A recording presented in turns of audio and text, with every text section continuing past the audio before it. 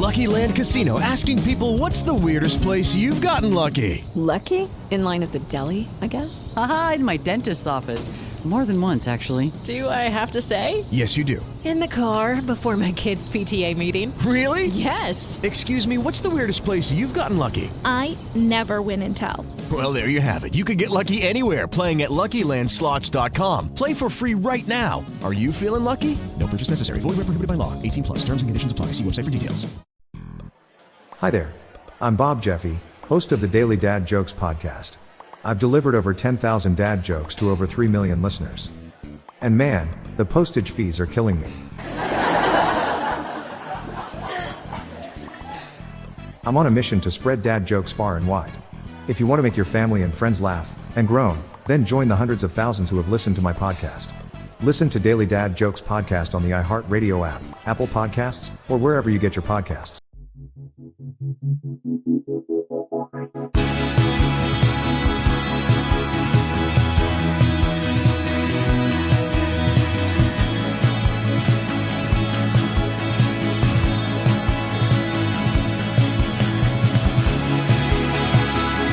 You're listening to 100 Words or Less with Ray Harkins. What is happening, everybody? Welcome to a special live episode of the podcast from LDB Fest. If you are not familiar, that is the Life Death Brigade Fest that is put on in Louisville, Kentucky. I had the honor of flying out there and doing some live podcasts directly from the festival, and it was a really fun time. And today I've got a two-parter, because that's how I usually break these live podcasts up. I have Joey and Harold from the awesome band Koyo. That is, they're about to release their first full length. I'm just going to tease that out there because, pay attention. They got some news coming out this week. But yeah, I have them in a twofer. And then as the addendum to this chat, I have Mike Smith, the vocalist from the very, very hot right now, as they would say in Zoolander, which is a very outdated reference. But Mike Smith is the vocalist for Pain of Truth. And both of these chats are really funny because we're talking about very Long Island specific bands. They're both friends. We had the chats separately, but they were all in attendance for each other's chats, supporting each other. And it was really funny too, because Mike from Pain of Truth brought a friend of his to be kind of the silent partner, as it were. You'll hear me refer to this a couple of times, where his friend just basically sat next to him in sunglasses, didn't say anything. And it was kind of just basically making sure everything was above board, so to speak. But honestly, joking aside, I mean, that wasn't a joke because he literally did have someone doing that. But it was a really, really fun discussion on both parts, and I wanted to put them together because, like I said, Long Island needs to support one another because that's what they do. If you care about independent music, you can, of course, support this show because that's what we do here by emailing the show, 100wordspodcast@gmail.com, or you can leave a rating and review on the Apple Podcast charts, whatever. If you're listening to it on Apple Podcasts, you can leave a rating and review. You can also leave a rating on Spotify as well, and follow along with our show on YouTube because I'm publishing episodes there and people seem to be engaging with it there. So I will continue to publish episodes there. And you can obviously do that very easily by dipping into the show notes of this. And there's a very quick and handy link that you can dive into there. So, what's been up with you? Well, what's been up with me? Oh, thank you for asking. Recently got to see Seisha. I think I discussed that already, but that was great. Went to New York City, dipped into the new Superiority Burger for those of you that are in the vegan and vegetarian scene. And actually, they've got just, omnivore scene, food. How about let's put it that way. Superior Burger opened up their new restaurant there, and holy moly, it was so good, and I had a great experience there. And for those of you that are really in the know, that is a member of Born Against that started that particular restaurant, and it's really cool to watch it grow over time, and their food has always been banging, but this is the first time that they have opened up like a really serious, nice sit-down restaurant, and it's really cool. So that was my New York experience in a nutshell. But anyways, I'm excited too because I'm ramping up my planning for the Outbreak Festival, talking about live podcasts. be launching a podcast with them, and it's going to be very exciting. But I'm going over there in late June at that awesome festival. So that's what we got going on. So let's dive into this two-parter. First up, you'll hear Joey and Harold from Koyo, and then there'll be a nice little break where I'll talk about some stuff, introduce Mike from Pain of Truth, and then go into that part of the discussion. So here we go. Let's talk to Joey and Harold from Koyo.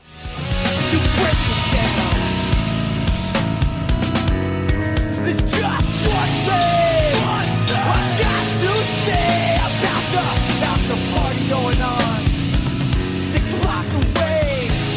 We come together, we're not at all. Yes, you can walk or you can crawl. Thank you for coming to this little small intimate event. These are the gentlemen in Koyo that you can introduce yourselves into the microphone in order to appropriately identify yourself. For sure. I'm Joey.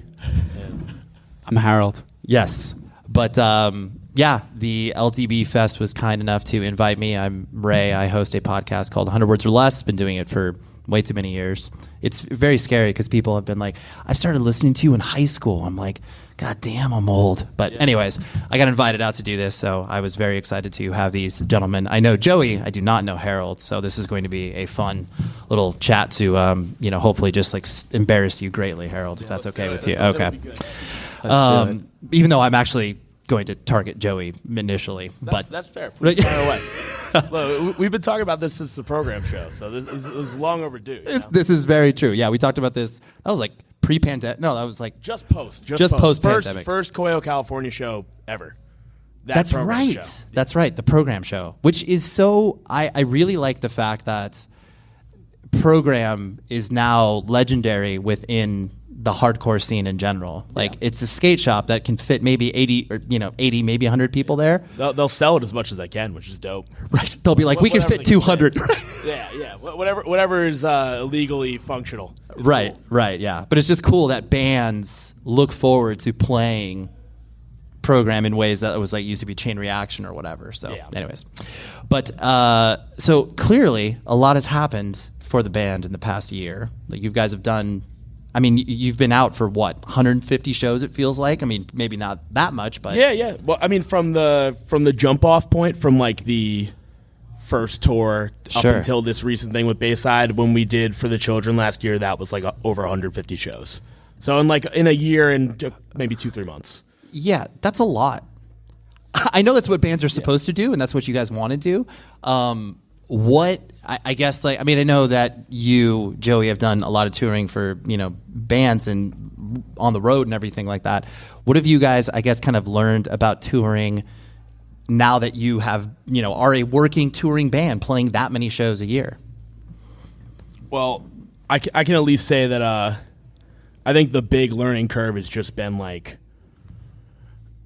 figuring out how to do the big room stuff without, like, sacking the integrity of your band, because honest to God, like our background is obviously more of like a hardcore background, so it's like there's a hesitance to get too gimmicky or corny up there. Sure. But you got to find a middle ground where it's like, you're playing to, when we did the Knocked Loose tour, it's metal people. We just did a Bayside tour, it's like older emo fans. You got to find like a middle ground that makes sense, where you're like, hey, like this will speak to these people, but also this isn't like totally whack of us to do, Right. Which is, it's a real risk, honestly. It's a hard line to walk. Sure, I can imagine that. And Harold, for you, like because had you spent a ton of time in other bands and touring as hard as this, or no? I definitely didn't tour as hard as Joey did. Yep. I toured pretty decently with my other band, Hangman. Oh, sure. Before Koyo started, and Koyo kind of started as the band that was like, oh, let's never tour. Let's just play. This is the side project. Yeah, let's play local Long Island shows. And whoops. Yeah, and here we are, like, touring all the time. But, I mean, for me, I definitely learned, like, same as Joey's saying, like, about translating what we're doing. But it's also, like, at a personal level, there's a degree at which, you learn, like, it's a test to tour as much as we are. But we all love it, It's like, you learn to take care of yourself a little differently and be nice to each other. It's weird, but it's like, it's a lot of fun and it's easy because we're all so close. Sure. So it's awesome. Yeah, but it's funny too because you obviously become married to each other and you learn so much about each other where you're like, all right, we got to give Joey his alone time. He needs his cuddle time with his pillow or whatever. Like you just have to give these certain people space and like all these idiosyncrasies where it's like, all right, dude, this person snores so bad, so they got to like stay. Exactly. Yeah. In Europe, we were sleeping 3 to a bed, so like there's definitely. Three to a twin size bed in Europe. So we were really getting to know each other really well. Yeah, you were knowing each other not only mentally but physically as well. Oh yeah, we all know each other way too well physically. I love that. And and to that point too, it's like any good band does, right. I think, any good band. You spend more time with them than you do maybe sometimes your significant other. Absolutely. Yeah. Right. Yeah. Something that I've also been paying attention to and I feel is so cool is like the resurgence. I mean, not like Long Island ever really went away, quote unquote, but there is just this wave of bands now, you guys included, but then also the fact that a band like Bayside can, still clearly be as relevant as they are. So how is it for you guys to feel like you're kind of, a part of that wave, so to speak, where it's like you are waving the Long Island flag like proudly? I mean, it's obviously dope and something we're really grateful for because I think more than anything the band is doing now, like optically, functionally, like this big a tour, touring this often, whatever, like all we cared about from the jump was like doing something for Long Island that we're proud of and making more bands for Long Island and just putting on for where we're from. Because like you said, it never really dips out. Like there's always something going on, but every couple of years the goal is like a couple bands pop off. And, when we saw the opportunity to push for that, like in whatever capacity, like when we saw the opportunity to tour, when there was interest in the band in other states, it was like, well, we want to do what all the other bands we loved from Long Island did before us and just go. Yeah. And obviously there's a lot of bands popping right now, like Painted Truth, The Standstill are here this weekend. There's a lot of stuff going on in that same sphere, that same push. And, I hope the general sentiment is just let's do dope shit for Long Island and, it can stop tomorrow. Happy with what we did. Right. Well, it's cool, and I think you hit the nail on the head when it's like it's not like certain scenes ever go away per se, but just like the national attention that can be paid and especially too because even though bands obviously originate from a certain city, like you have no like sonically you can't be like, oh, dude, that's a Long Island band or that. For sure, like, it's like the most. I would say like one of the most, if not the most, eclectic hardcore scene of all time. Like you look back to the 90s, you look at your Sound Majority, VOD, Neglect block, you look at the more modern, the Backtrack, Incendiary, K9 era, rolling over into the like Jukai, Sanction, into Koyo, Painted Truth. It's like there's always like a stark contrast to these bands, but they're always playing together. It's always a collaborative effort. Like all that matters for you to be a Long Island hardcore band is your band. Is it comprised of people that go to hardcore shows on Long Island? Right. And are you making music? Yeah. If so, you're a Long Island hardcore band. Right. And I think that's one of the only places in the country where that's ever truly been so open-ended. Right. Like, and legitimately accepted and encouraged and like known, Yeah. No, that's really cool. Kind of speaking more about the fest experience, I mean, clearly you guys have now been able to play a ton of festivals, not only within the hardcore style, but then, different stuff, and then also attending fests as long as you guys have had. It doesn't even necessarily need to be like you guys playing a fest and having this, crazy moment. What are some, fest moments for you, either as an attendee or playing a fest? When I put you on the spot for that. All right, so one hilarious one is I bring this up because this is just freshly on my mind. Sure. I didn't know what E-Town Concrete was until This Is Hardcore 2014. Okay. And I watched their set, and it was a spiritual experience. An eye-opener. Been a big fan ever since. But that was in terms of fest stuff, there's like a million dope fest sets that I've seen in my lifetime. They're like, oh, like this was special for this band that I loved. It was cool to see, like inspiring. That's one off the dome where I'm like, whoa. What a this? Discovery. Right. I think aside from like seeing bands, because like one of my favorite fest memories, just also something I talked about recently, was first time I saw Stigmata was at Black and Blue Bowl 2014. Oh, sure. And I had a broken nose, and like I had just had surgery on it, so like I had to like stand there. And I was like, man, I'm going to save up. I'm going to have crazy energy when I see them at Vengeance Fest. I was like, it's going to be insane. And it was me, Sebastian from Regulate, and this guy Hernick from Long Island seemed to be the only people in the room who like cared. Yeah. And it was a fest. It was a small Long Island fest. That was awesome. But that... The fest lost money. That was a very fun like band fest memory, but also like I wouldn't know TJ really that well from Koyo, who I'm staring at right now. Yeah. We used to like all take group trips to fests when we were kids, and I think it was 2015. We were 19 years old. We had this massive hotel room with like 10, 12 people in it. Of course. Colin was there, LDB, Long Island represent. Did you sneak everybody in too? Did you yeah, have to? Of course. Half of them were snuck in. It was a big room, like it was a suite, but we snuck a ton of people in. And I remember like TJ had some weird, I won't get into the details. Yeah, TJ okay. had we don't a weird, need to incriminate anybody yeah, in this room. TJ had a weird situation, but he ended up needing a place to stay. So we like rescued him, and right. He ended up staying with us, and that was like I literally remember being like, "Yo, what's up? I'm Harold." Like, and we knew each other, but like we had never like hung out really. Right. And now here we are. It's cool. I'm one of my best friends. So. Well, I love those stories because like I do think that there is something that's so special traveling with friends to a fest 2-3 hours, whatever. It's just like all of these stupid experiences that you have with that, where it's just like, oh, remember that gas station I had diarrhea or whatever. Like all those things. like. Yeah, maybe that was the instance. Maybe so funny. That's too close to home. Sorry. Yeah, that's okay. Sorry about that. That's hysterical. Yeah. Awesome. But it's like, it's those moments that obviously not only get you connected to people in ways that you wouldn't before, but then also just like you start to think about how large the scene is, and you're like, yo, there's people all over the world and country that are experiencing that. Oh yeah, and it's like we're 26 now, like.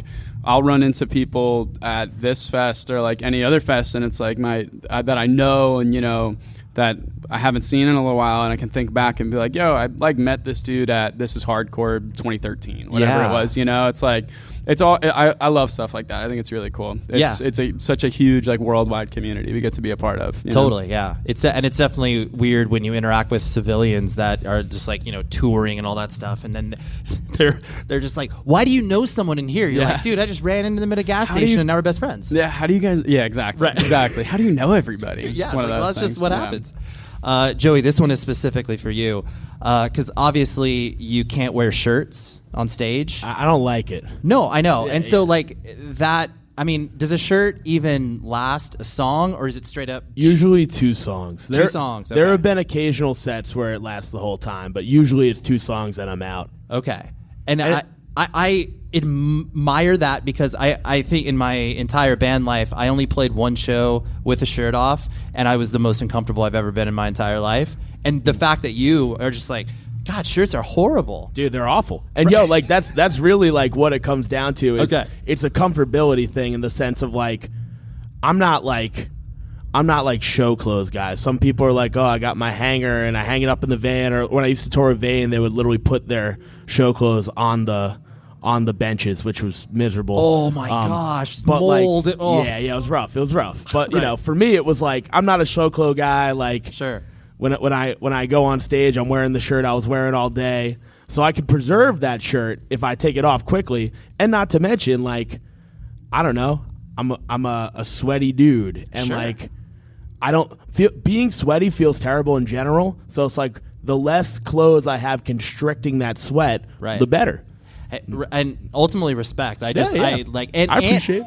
And to your point, the idea that like what you were talking about earlier in regards to authenticity of playing bigger rooms and stuff like that. Like clearly you could be like, playing in a 1,000 cap venue with 1,000 people. Like it's not as hot as a 200 person room or whatever. Yeah. But you're like, no, the shirt's going off. Well, dude, half the time on stage with those like light rigs and stuff, That's true. It still gets pretty hot, right? Which is crazy. Yeah. And on those tours, like it's always like there's some type of commentary or whatever. I pay no mind to it. It's just that's how like much of.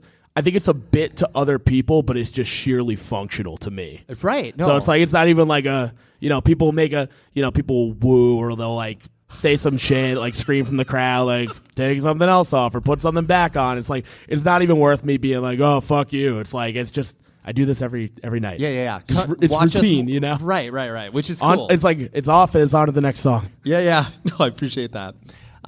This is something that when bands have good merch, as a person who has followed bands, I have a stupid amount of band shirts, but your guys' rip-off shirts, like whatever design you're inspired by that you do rip-off, whether it's Gold's Gym or whatever else, like it is, not only is it funny, but it's perfect, but it also looks good. Like, is it you guys just tossing around dumb ideas in the van where you're like, yo, let's do this? Like, Harold's like, I got this one.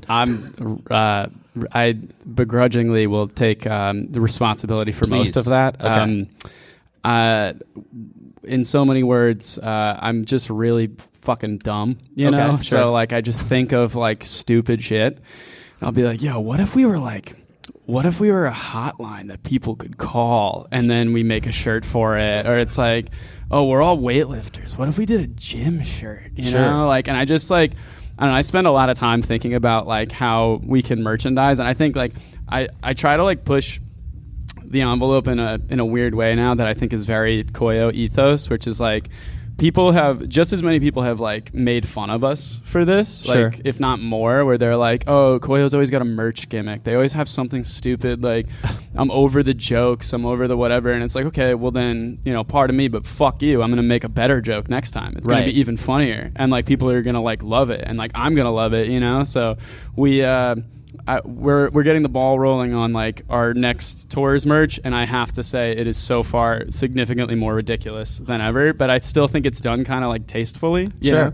The exclusive shirt we have today is pretty absurd, I think. I won't reveal the contents of it now. I guess if you're here, you'll just have to walk over to the table, but it's pretty stupid. Okay. You know? It's also worth noting that, like Harold said, he's the one designing most of these shirts, but the one we're talking about on the table that's ridiculous, we paid a Fiverr artist $200 for that one. A hentai artist from Venezuela, to be specific. Yeah, I swear to God, we did not. We pulled out all the stops, and we said, you know what, we're going to do it for real, and we did it. Well, the reason I appreciate it is because, like, I think anybody that's ever either played in a band or worked with somebody else, it's like usually the dumbest ideas that you think are like, God, this is ridiculous. Those are the ones where people are like, yo, that's cool. Yeah, I have to, speaking of our dumbest ideas, I have to give our manager and one of our closest friends, James, credit for the easily the dumbest Koyo shirt of all time, which has sold better than anything we've ever printed. The Dump Him shirts that I think unanimously the band did not like, and he was like, dude, try it and see what happens. So I was like, you know what, we actually debuted them at LDB Fest. Yeah. And they sold out immediately, and the demand for them was unbelievable, and I still to this day apologize to him for not believing in him at first. Right. Because you're like, this seems way too dumb even for us. I was like, dude, this is ridiculous. Like, why would we do that? And then I was like, wait a second, you know what? This is really smart. This is awesome. Like, it's cool. It's our vibe. It's like, it works, you know? But at first I was not a fan. Right. Well, and I think what you just said right there, where it's your vibe, because it's like, if anybody that has ever watched you guys play, like, you're serious about your music and the presentation of yourselves, but like, you guys know, it's like, we're just dummies, like we're just idiots up here having fun, and the fact that your merch can obviously illustrate that as well, like that just ties everything in together. 100%. Like I think like one of the things with, you know, obviously not only writing, like you're saying, you know, we take the music super seriously, but it's like at the end of the day, like Koyo is fun, and like every band should be fun, and if you're not doing it because you're having like the most fun, like what are you doing, you know? Like it's so with every aspect, we're just like, yo, how can we make this awesome? Right. You know, how can we make this cool? Right. I appreciate that.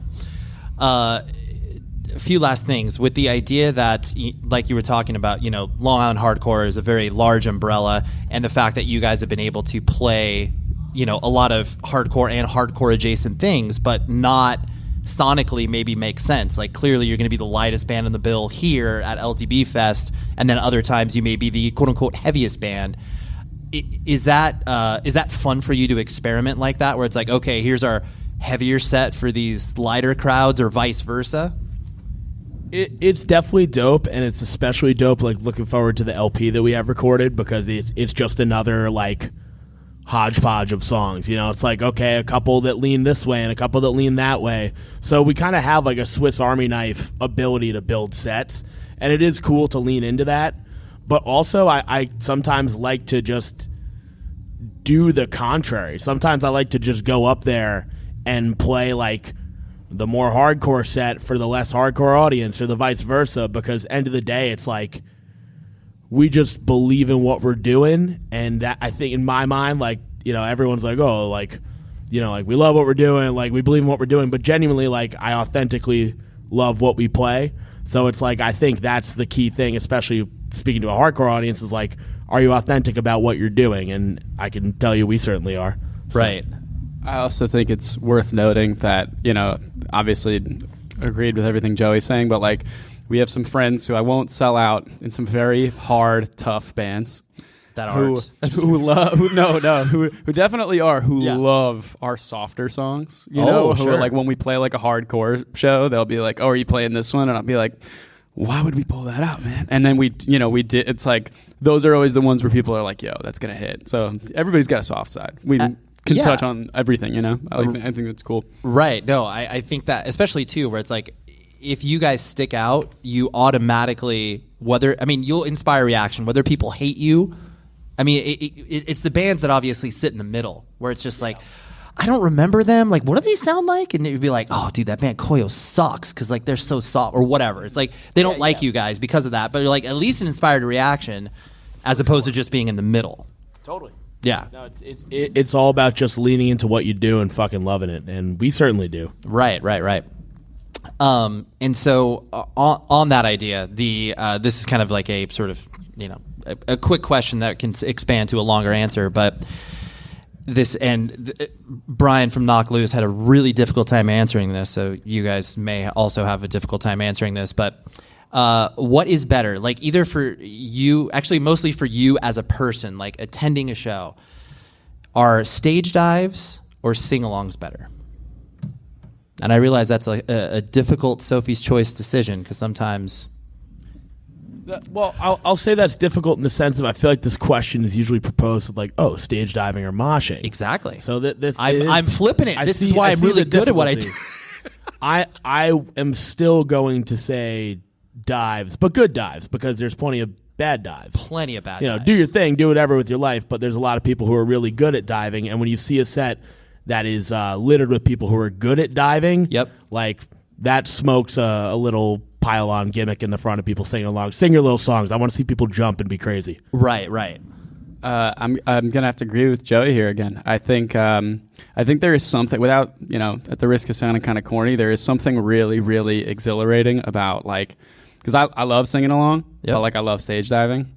It's like there's something really cool about like singing along and like needing to cover your face, you know, and like like there is a certain like rhythm to that chaos when you see the right band. Like for instance, like, not just because they're here, I love seeing No Pressure and diving to No Pressure, but it's like I want to sing all the songs, but like I hear it and I'm like, I gotta throw a dive, man. I gotta throw a really cool dive here. Like these people can be enjoying singing along, but like I'm gonna enjoy diving on them way more. You know, it's got to be tasteful. Like, you know, it's got to be cool. It's got to be a good dive. But I'm all about it. I do like the fact that both of you guys brought up the idea that it does take clearly more talent to dive than it does to sing along. Yeah. People always talk about like mosh style, but there are people who have dive style, and that is like a totally different, like that's a different tier list altogether. And usually the ones that can do that are great at both, but you know. Right, yes. just really dialing in on this point, but right, but it's like it does take, it's like that era of athleticism that it's like, you know, they might not have ever played a sport, but you're just like, man, if you would have, like,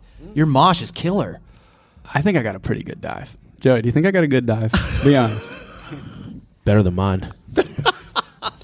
I'll take it. I'll take it.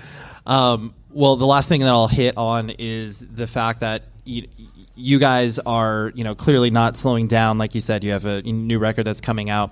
And now the fact that you are, you know, ostensibly a full-time touring band and you guys are doing this for real, how are you trying to balance, I guess, kind of the real life, you know, stuff that you exist in, whether it's like, you know, you come home and obviously relationships and maybe dip back into work or whatever, versus the time that you are having to, you know, dedicate to the band? Like, because one obviously feeds the other, and trying to kind of balance those both. I don't know if you guys are encountering that right now, or if that's something that's in the future that you are thinking about. I mean, we're definitely encountering and kind of troubleshooting as we go with all that. I think, speaking personally, one thing that's huge going into this next year, and we can't always make these calls, like, inevitably, like, if some stuff comes up that you got to take, you just got to take it. Right. But the big difference between, I think, this year and rolling into the LP cycle versus last year is, like, just a desire for, like, hard time off. Like, do a month of tour, have a month off, repeat. I think last year we kind of, like, spread ourselves thin, just being like, okay, full U.S., and then a week home, and then a week with, Drain, and then a week home, then a week with Neck Deep, and then we go to Europe. It's like, by the time all that shit was done, I was mentally destroyed. Right. Like totally exhausted. And not that when dope stuff comes up, most of the time you got to take the dope stuff. I'm not saying we're not going to do that, but speaking personally, the real key element to, like, balancing life in society and functioning in society and doing the band thing is just actually being able to go home and partake in society, which last year I really did not get to do. Sure.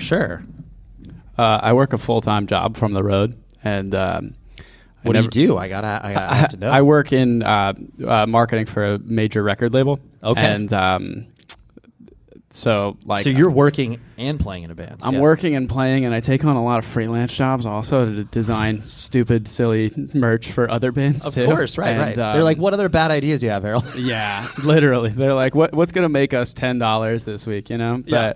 But so I don't know. I think that I have it a little easier with that being said, because my only real, like, personal relationships that I care about are, like, those with, the guys in Koyo and, like, my fiance, who's incredible and understands, like, everything that I do. It's like, because it's a very hard schedule. It's a very hard, like, I recognize that, I'm kind of like nonstop. And so to have somebody in my corner, a significant other who understands that, is really important. But, like, other than that, like, my closest friends on earth who, like, I know have my back until the end are all just Koyo, Right. And I mean, and other people that I know through touring, but Of it's course. like, I see all those people at shows and stuff like that. I'm able to continue to nurture those relationships with, like, friends outside of the band, but it's like, for me, it's like, it's all just one thing. I'm always just on the road and working and stuff, it never really ends. Right. You're just like, where's Harold? He's either on stage, obviously, head buried in the computer. Yeah, the people I work with think it's hilarious. I can imagine. It's awesome. Well, thank you, Harold and Joey. Everybody give it up for these nice Thank gentlemen. you. There it is. That's awesome. That's more claps. We're going to get our whole set. So I'm soaking it in now. Thanks. Rockabilia.com is the place where you should be purchasing band merch from. And the reason I say that is because they gave me a rad promo code that gives you 10% off of your entire order. Use the promo code 100 words or less, and you can buy yourself. No joke. How about this? How about this combo? I'm just going to throw out there. You can buy a, Cannibal Corpse skate deck, or how about like a brand spanking new hymn shirt, or how about a Robert Smith red sleeve logo Cure t-shirt, where it's got a rad picture of Robert Smith looking his gothicest, and then a Cure written on the sleeve. It's really cool. But the reason I mention all of those products is the fact that they have 500,000 items, and you will undoubtedly be able to find something for yourself, for your family, for your friends, all of that at a discount, because I'm giving you that discount with the promo code 100 words or less. It ships from the Midwest here in the United States. It's all independently owned, and the bands get paid because it's all officially licensed merch. So those are the main reasons I love Rockabilia.com, including the fact that they have, like I said, over 500,000 items. But go to the website, Rockabilia.com, and find your favorite piece of merch, purchase it, and look cool around your friends and family. Or maybe, hook them up with some merch as well. Because like I said, I'm just like giving you money with this discount code. So 100 words or less is the promo code, rockabilia.com, and enjoy. That was great. It was a fun one. Joey and Harold from the band, Koyo, and like I said, they have a pre-order, and they're announcing their new full-length coming up very, very soon. How about this week? I got some inside info, so check that out once that drops. And plus, Koyo, they're touring machines. They've been around the country like a multitude of times. I've actually I haven't had a chance to see them on all of this touring that they've been doing, but I will be seeing them in the near future. Next up, we have Mike Smith from Pain of Truth. And I'm not going to lie, I, listened to Pain of Truth. I knew what was up. But watching their reaction at LDB Fest, I was like, holy moly, like, this band's huge.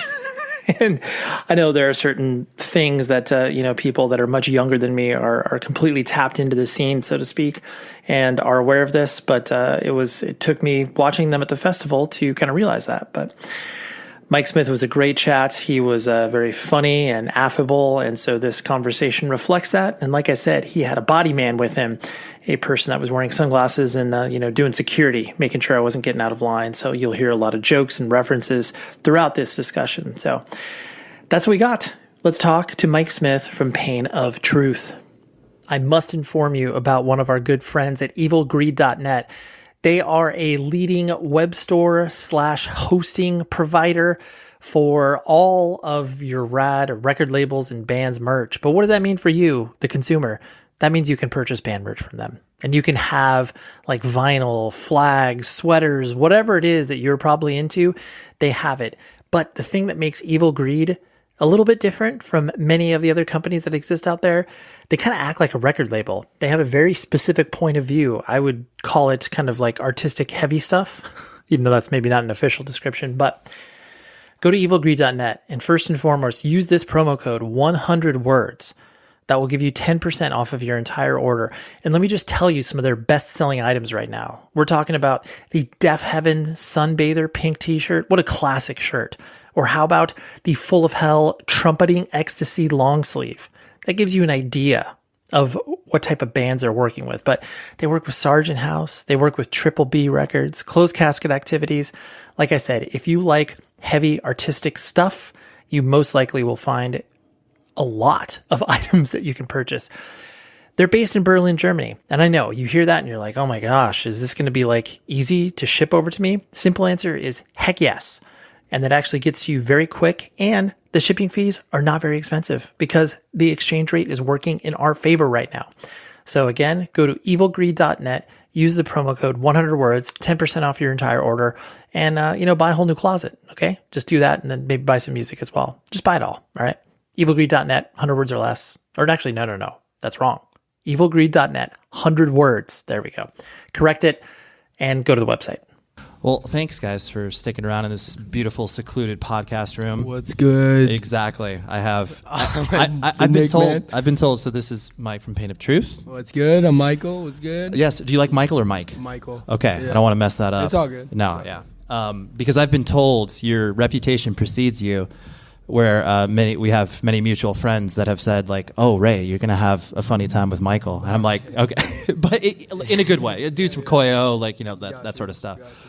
But I'm going to start this off with the idea that Long Island hardcore, and I know you guys label yourselves as Northeast hardcore, which by the way, your bodyguard is spectacular, just looking hard as hell. Sorry, I just had to mention that. Honestly, I don't even know who he is. He's just been following me around all day, and honestly, he is pretty fucking cool. Yeah, no, I agree wholeheartedly. I have to describe it for the people who are going to be listening to this in the future. Anyways, gotcha. You don't come light, you come heavy. Yeah, I do. Anyways, Long Island hardcore. I know you label yourselves as Northeast hardcore in general, but you wave the Long Island flag, and you have pretty much since the band started. Yep. And clearly, from your first release of putting a rabid dog on the cover, you want to leave an impression. Yeah, for sure. And so, with you wanting to do have such a strong presence not only with Long Island but just the fact of hey, we mean business coming out of the gate, I presume that was just all right, this is what we're doing, I want to have fun with this. Yeah. I mean, honestly, it wasn't business out the gate. Honestly, we were kind of just fucking around with it. I had the tracks for a while, just instrumental, written out, and tracked, and we were always I sent it to Lumpy because I just knew he would fuck with the style of it, right? And then when the pandemic hit, he hit me back with it, and he was like, "Yo, what are you are you doing something with this?" Blah blah blah. And we were going back and forth about it. Sure. And I'm pretty sure he was the one that was suggesting me singing on it because I was gonna play guitar. Okay. And he was like, "Yo, you should sing on this shit." And I was like, I sang in a band a while ago, and I don't love listening to it now. Sure. So I was like, I don't necessarily. I don't want to do this, but I do it's awesome. And pulling up to a show with no gear is so fucking sick. It's insane. I mean, especially with you, who is obviously you've played in a lot of bands, you've lugged a considerable amount of equipment around. It is great to just it's so sick. Maybe show up with a microphone. Yeah. You probably don't even do that. The Nick Man's in the back. That's the drummer back there. He's got to bring so much shit. Yeah. Drummers really do have the worst time. Yeah. Not only their parents hate them immediately for playing drums because they're like, wait, I got to listen to your dumbass playing in the basement or whatever. But then on top of it, then the drummer has the hard time of getting everything together. Yeah. Do you at least help with merch? No. I can't lie. I'm not. That's okay. I'm gonna say no. It's the the only thing he's gonna say the whole time. It's not because I don't want to. I understand. It's because other people are just gonna do it way better and way more organized. Right. So you'll mess it up. I'll probably won't do it. I don't like messing up, but I won't do it as good, I guess. You know? No, you know your strengths. Yeah. Right, and it's not merch. It's not merch. Right. Yeah. So with that being said, what is your strength? Just being a charismatic frontman? Fuck. I have no idea. You're still figuring it out? Yeah. Okay. So that's fine. Smoking weed. Fair. That's. I mean, everybody needs to have a strength. I love fish. I got mad fish tanks at my house. Oh, Pick fish? it up. Trust me. It's fucking dope. How many you think fish you won't like it? And then you get one fish, and then you're like, wait, I could do so much shit with this. What? It's so sick. I legitimately have never. I mean, I've met people that obviously have fish tanks, but so how many are we talking? I have 3 fish tanks in my house. That's a lot. It's fucking dope. And then one of them's got an axolotl in it. An axolotl? Yeah. I literally don't even know what that is. I didn't know what it was until I saw it at the fish store, and I was like, I'm getting that. And I put it in with fish at first, and they're not supposed to be with fish. Ooh. It was crazy. Did they eat them or fight? They were fighting with each other. Okay, and you had to separate Yeah, then them. I was like, oh, I need another Right. thing. Yeah. You had to be the pit regulator and be like, all right, hold on, we got to put you somewhere else. For sure. Yeah. Well, from what I understand too, you, being in Long Island and being a part of the scene, from what other people have told me, you were going to shows at a very young age, correct? Yeah, I was pretty young. I mean, I was 12 or 13 when I started going around. 13 when I went to my first show at 12. Right. And then some time passed, and then my parents started letting me just go, with my brothers. So, okay. Yeah. And did you immediately?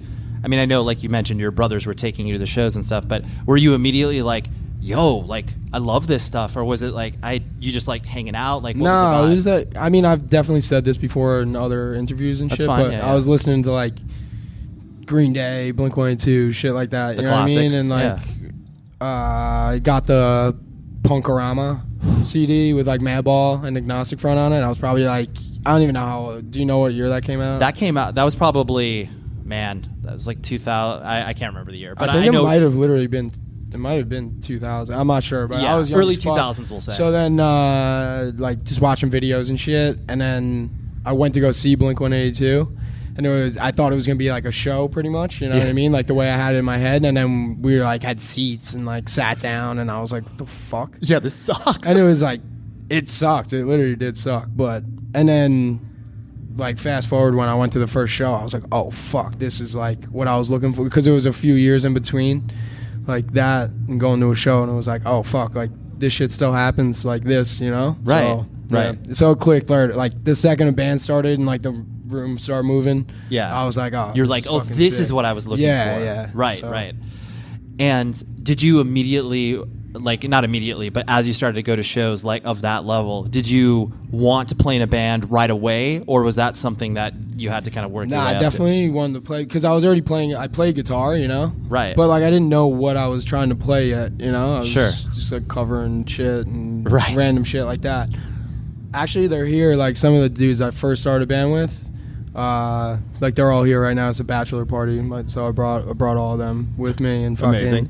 Yeah, my first band, Stand Your Ground. Okay. Yeah, it's called Stand Your Ground, and that shit is hard as fuck, honestly. I listened to it recently, and I was like, yo, this is honestly... Yeah, you're I'm pretty proud of this. This is pretty sick. But it was pretty quick where I was like, yo, I want to fucking make a band. I had friends that were playing drums already and had drum sets, so it was pretty quick that I was right. I want to be in a band. And with that idea that, I mean, especially too, where it's like Long Island has always had so many people that are playing different instruments. And like you said, so many of your friends were, whoa. What? Did you guys hear that bass drop? Yeah, it's a big bass drop. Yeah. We'll be able to hear that in the recording too. I thought I farted for a second. You're like, I thought that was in my body, but no, that's just in my head. So considering you had so many people to kind of like work alongside, was it one of those things where you were basically just like, because you've also played in a ton of bands. Yeah. And so were you just trying to be as active as possible immediately?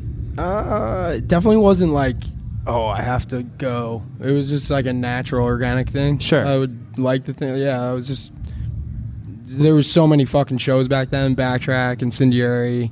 Yep. Fucking King 9. Then like you had a whole nother side too, honestly. There was bands like that band Silent Majority. Of course.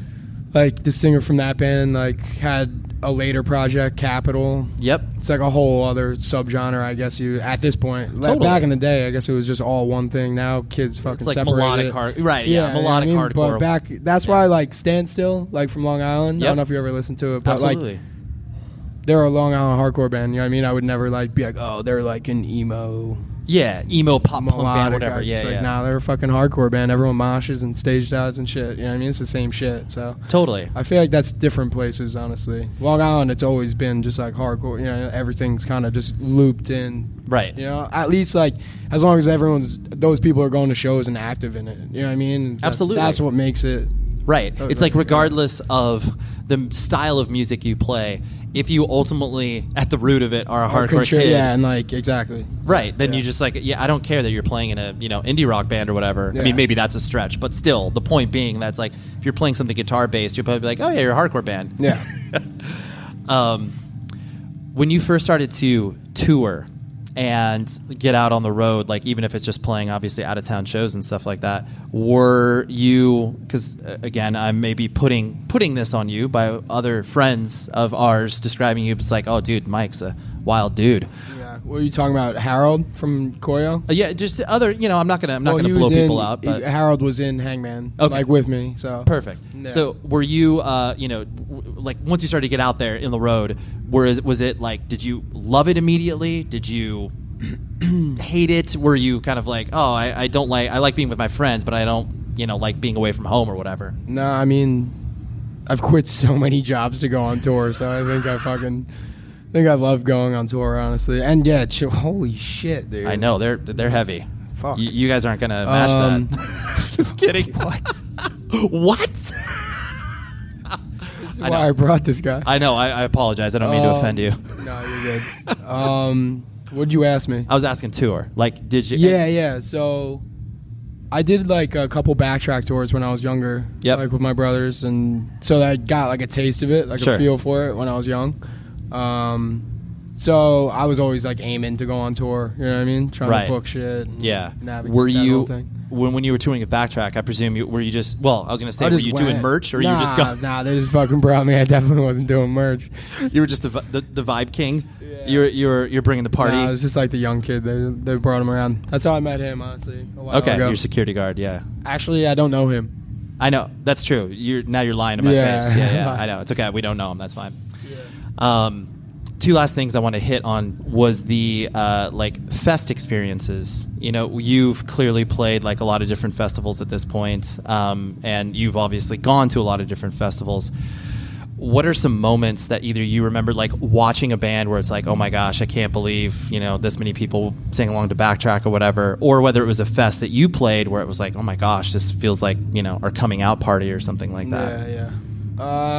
This hardcore was so sick. Yeah. Just because all of our friends, there were so many fucking people that I grew up with that just everyone ended up there and everyone was just moshing on stage and just like setting the tone right, Yep. So that one stuck out. Trying to think of like a fucking band that I couldn't really think of another. Honestly, just a show. Sure, that's fine. 1720 in California. Okay. It was, I think it's in LA. That was like the first like huge response that we got. Like we were all like taken back. We're like, holy fucking shit. Yeah, you're like that people are crazy. People are messing with us. Yeah, it was sick. That was like that was the first time we were like, oh fuck, like that was fucking crazy. You know? Right. Yeah. How have you, like, with that, the fact that you have to deal with, like, and I'm going to use air quotes here. Yeah, I'm sorry. I'm not going to be able to continue with Joey. No, I know. We'll have from Koyo sitting in here. Yeah, we'll have to There's close no the room way. now. I know. I'm not doing this. I'm not doing this. Yeah, I heard you're trying to work at Ruby Soho's. Not happening, brother. What are you gonna take my shifts? No, I'm just kidding. I got you. I put in a good word. Yeah, that's very nice That's my of you. brother's guys. bar. Ruby Tequila, Soho's? yeah, tequilas and tacos. Okay. Wellwood Avenue, Lindenhurst, New York, motherfucker. Okay, go. Pull up next time there's a show. It's dope. Yeah, pull up, and maybe you can get like a free drink or free appetizers. Nope. No. But it's dope. Okay. We'll all hang out there. It's a good spot. What are you laughing at, Carlos? So, having to deal with the business side of the band, and I know I use air quotes around that because it's like the moment you start to be like, "Oh, dude, we got paid $200 for a show. Like, what do we do with this?" Do you like that or does the responsibility fall on you, or does it fall on your security guard? Like, what are we looking at here? And do you like it? I think like I kind of I book it. Sure. I do like more like the talking to the promoters initially. Yep. And like that, like first contact kind of shit. Sure. And like day of show, like load in times, like shit like that. Yep. And then when it comes to money, Killa, like the guitar player. Sure. He takes care of that. Yeah, he usually. Right. Do you like doing all of that sort of business stuff, like ordering merch? Yeah, I fuck with it. I like doing. On the real, I do like sales, and like I worked at like advertising firms and shit. And oh hell yeah! So like I like doing shit like that, but right. Yeah, I don't mind. Like I like all of us do our part when it comes down to it. You know what I mean? That's why I feel like they don't give me a super hard time about the merch because like at the end of the day, we're all fucking doing something for it. Everybody has to fill a role. Yeah, like they know that if they trust you to the merch, it won't be as good as someone else handling it. Yeah, understood. Exactly. This is an important. I'm not good at merch. Yeah, we've made okay. that I'm not fucking good at merch. very clear. It's abundantly clear. Fuck. God, I know. I'll stop making fun of you for that. I apologize. Yeah, it's okay. But what's going to be funny in like a week? That's 2 strikes though. There's only one more. I know there's only one more. In a week, you're going to be thinking of this conversation, and you're going to be selling these bass merch. drops. You're going to be selling merch, and you'll be like, I'm not that bad at this. Yeah. I remember talking about that podcast. That sucked. Yeah. So it's not going to happen. Okay, that's fine. I was just trying to make your band's life a little bit easier, but that's fine. So there's no wrong answer for this question. I've been asking every band that's participated in this: stage dives or sing-alongs. Whether it's your own band or whether it's like your own personal preference at shows, like which do you enjoy more? The power. Honestly, if you want me to be honest, I do. You have 2 strikes on me. I'm gonna give you 1. You're gonna give me. I don't think that's a good question. Well, because you like mosh better? No. I think you should do I feel like diving and singing along go together. I disagree wholeheartedly. Or like climb. Well, I know.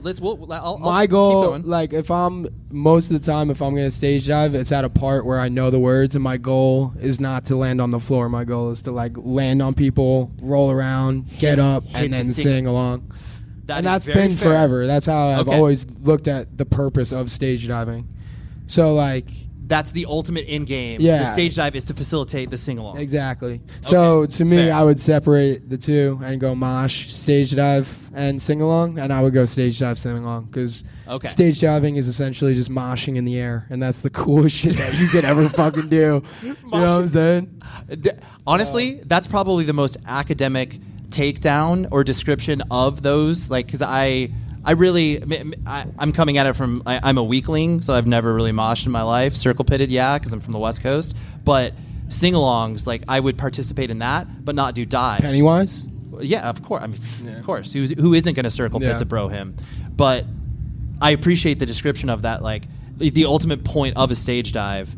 I mean, sometimes it is very acrobatic, where it's just like, yo, I want to show that I can jump high. Sure. Fucking Body, Carlos, Raw Brigade, fucking throw up crazy dives all the fucking time. Right. Yeah. So, I mean, it's a sport. Which is sick, yeah. It's fucking of course. part And of if you look cool and you're heavily tattooed like he is, then why not? Yeah. Right, yeah. So, okay, got it. But I appreciate that that articulation. Yeah. The last thing I want to hit you on was now that, I mean, you guys are definitely making the rounds as far as playing festivals and touring, and I feel very distracted with your security guard. I feel distracted too. I know. I'm fucking scared. Should we ask him to leave? No, okay. Definitely not. All right, just want to make sure. Definitely not. So playing... I think he's sleeping. He really is. Yeah, which is fine. It's totally fine. I'm sorry. It's okay. Playing festivals. Yes. And like trying to make this as full time as you possibly can. Is that a goal of yours, or do you like just basically being like, yo, we're kind of a fest band, for lack of a better term? And I don't use that. Yeah. That's not my third strike. I just want to make sure. Okay. Shit. I know. No, I mean, we toured a fucking shitload last year. You did? Last year.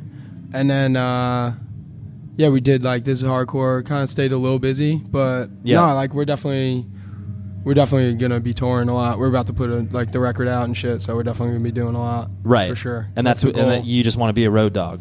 Yeah, I mean, like, I was just gonna say I would have regretted it if I said it, but I see. I think I have a good blueprint from just other people that are involved in the world that have been around for a while. Sure. And they've given me advice, and it's just I'm going to do it as long as I can, you know what I mean? And like we never want to break up or do nothing like that. Right. But yeah, we're just going to do it as long as we put the demo out or whatever you want to call it. And since then we've been doing it step by step, like everything that we've ever done. So it's like we're just going to fucking ride it out and see what of course. What happens. Each opportunity that comes along, you're just be like, oh yeah, exactly. like, this sounds cool. Let's do this. Exactly. Right. Yeah. As long as you have your security guard with exactly. you. Of right. course. The whole way through. Yep. Yeah. Well, Mike, this has been my absolute pleasure. Yep. And everybody, give it up for Mike. What an entertaining human being. And I feel... Pay the truth, Long Island, New York hardcore. Thank you. Oh boy, what a fun discussion with Mike Smith. Talk about actually my father-in-law. Funny story. His name is Mike Smith as well, and I always joke around with him about that being like the most generic name of all time, like Michael Smith. It's like you really can't pick a more generic name. But, they didn't pick that because they were born into that. So anyways, but Mike from Pain of Truth, what a great conversation. And he was down to clown, and it was really fun. So hopefully you enjoyed those live chats. Like I said, I try to make sure, or I've said on other live episodes, I try to make it, where it's obviously fun for the people there, but then it's fun for you as the listener, who gets a little bit of a change of pace, so to speak. So I will be releasing more of those live episodes in the next coming weeks, but so pay attention to that. And obviously subscribe to the show because that's the way that you're going to get piped into all these updates as they come on. But next week, I have a great discussion with Joe Mustin from Beloved, Advent, and he's just an all-around amazing dude. I've known him for quite some time. And late one night on Instagram, we were just DMing back and forth, and I was like, dude, I need to have you on the podcast finally. And so we made it happen in a matter of days because sometimes that's what happens. But Joe is an incredibly engaging individual, a lot of cool experiences as far as him sharing them. And so that's what we got up next week, like always. Fun discussions.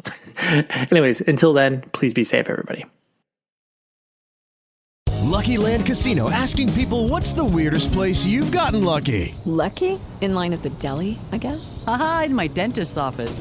More than once, actually. Do I have to say? Yes, you do. In the car before my kids' PTA meeting. Really? Yes. Excuse me, what's the weirdest place you've gotten lucky? I never win and tell. Well, there you have it. You can get lucky anywhere, playing at LuckyLandSlots.com. Play for free right now. Are you feeling lucky? No purchase necessary. Void where prohibited by law. 18+. Terms and conditions apply. See website for details. Hi there. I'm Bob Jeffy, host of the Daily Dad Jokes podcast. I've delivered over 10,000 dad jokes to over 3 million listeners. And man, the postage fees are killing me.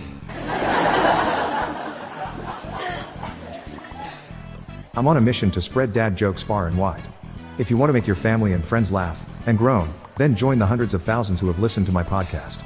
Listen to Daily Dad Jokes podcast on the iHeartRadio app, Apple Podcasts, or wherever you get your podcasts. You know their names. You've seen their movies. You know every word to their songs. Do you really know their stories? And what makes them so iconic? Becoming an icon is a podcast chronicling the journey of how today's most famous Latin stars have shaped pop culture and the world. Presented by us, Joseph Carrillo and Liliana Vasquez. Listen to Becoming an Icon on the iHeartRadio app, Apple Podcast, or wherever you get your podcast.